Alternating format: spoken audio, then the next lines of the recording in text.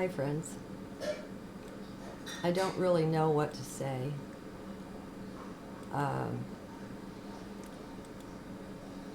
the journaling seems to have stopped. I don't have anything ready, and heart isn't calling me to do any writing. So I don't really know what I'm doing here. I don't seem to have anything to say. I seem to be empty somehow. And so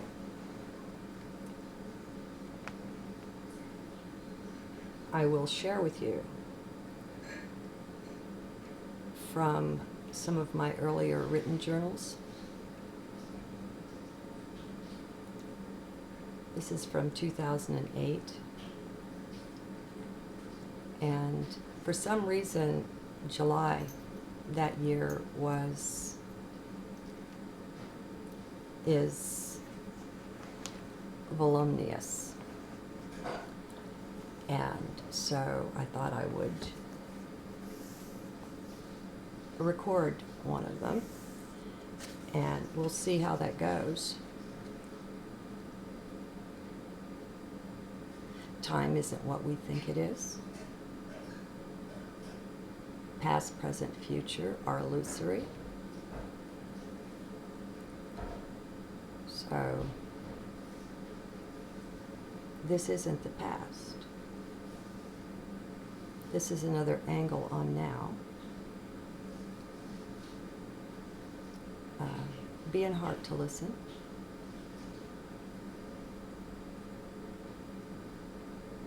If you're there, well, it's just best, that's all. Okay, at the beginning of this volume, there are 3 for that year. There's a dedication. It sounds very Buddhist, so I must have seen or read it somewhere. It goes thus. Due to all my merit in the past, present, and future. Oh,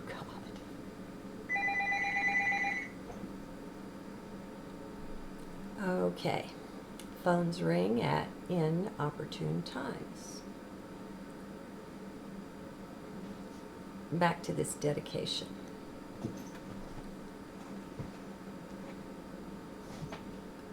Due to all my merit in the past, present, and future, may any living being who sees me, hears me, touches me, remembers me, or speaks about me be immediately released from all their suffering and experience perfect happiness forever. Not sure where the Buddhists come up with these beautiful things, but hey, it's gorgeous. Okay, so this is from July 1st of 2008.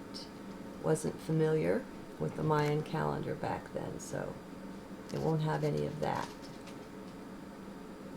And this is how the journals used to be.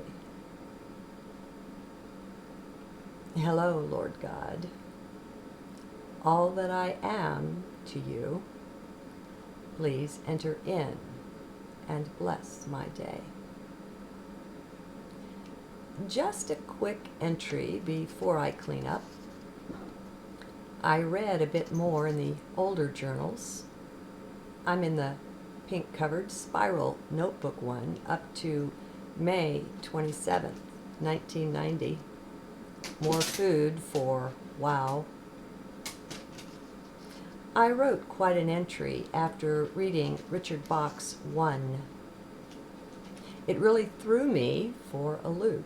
It was a favorite subject, after all, time-space. Also, the desire to write was terribly strong then, too. That part is a bit bothersome. Why? Because I haven't done anything but these journals. because it's like I've been sitting on my rear waiting for some cosmic tap on the shoulder, some great blessing or permission to write. What's with that? This urge and desire have been strong on me. It seems to me I should have acted before now. That's Kismet in Cuddles. Be that as it may, what I have, all I have is now. So I'll just see about using it as well as I can. Now it seems that everywhere I turn in these journals, I find another very clear message from God.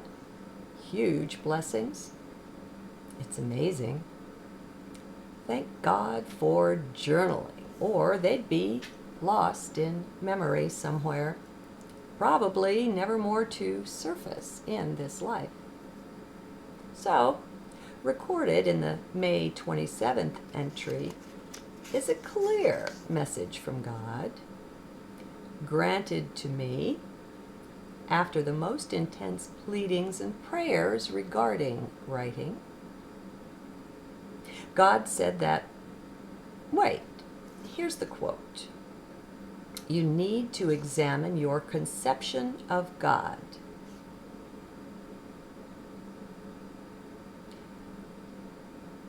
Following closely on the heels of this,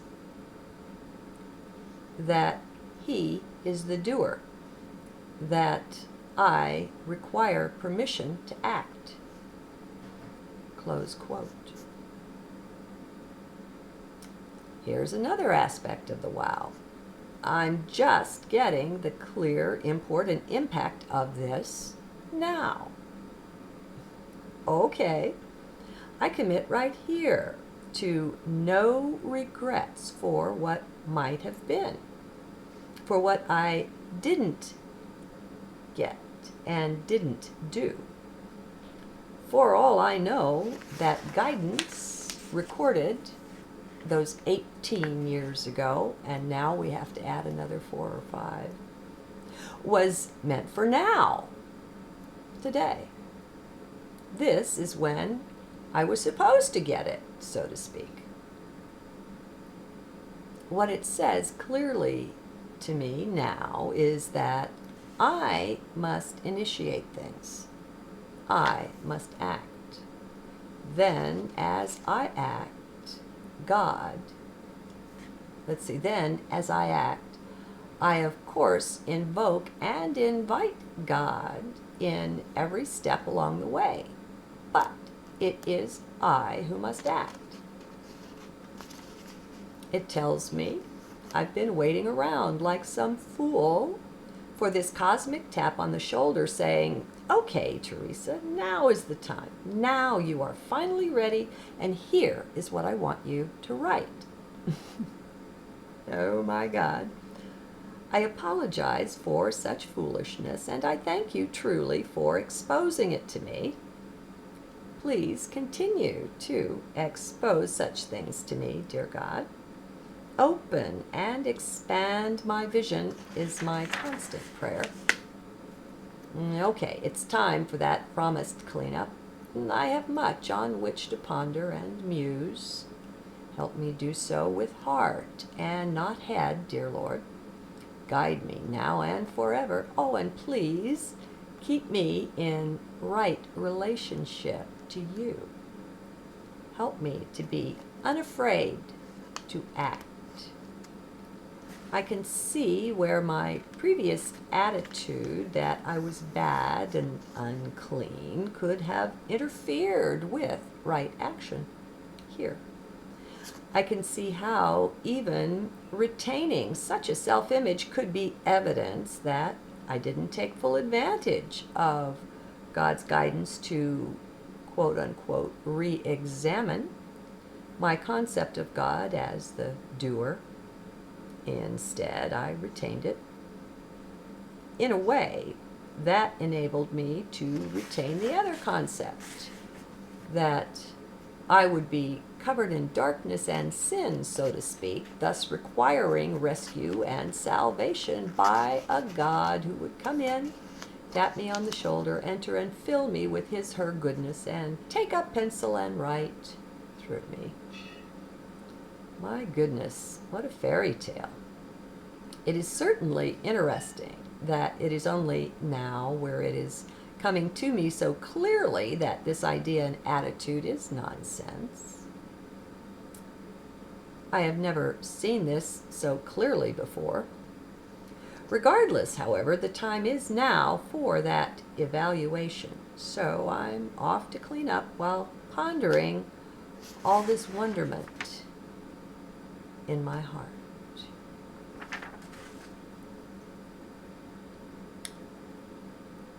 And so, there was the first one. Actually, though, this set of journals starts with page 315 because, after all, it's July, and I start numbering for the year at 1. And, you know, there are some hundreds of pages here, so that should be interesting.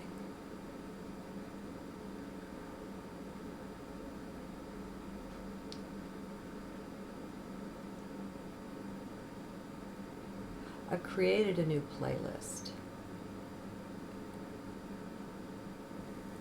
with a simple kind of a title, breaking out of the box. The videos I've put in it, and right now there are 4, are truly mind-bending, paradigm-busting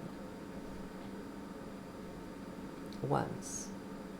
And so I'll put a link to it here. And I hope that you'll take advantage of that. Now, I guess I don't know what's ahead, friends. I do know that I'm not writing. And I certainly don't feel like keyboarding this in just so I'll have something to put up on Scribed. So even though you'll have to copy-paste them, I'll put my links in. Or maybe they'll show up as HTML.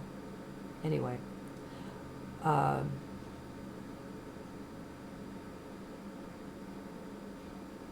written journals, if I continue like this, may be a thing of the past, you know, to have something prescribed, but I don't know. I don't care. I feel delightfully lost. There's such wonder in it, such unlimitedness. And so, I shall enjoy. See you again soon.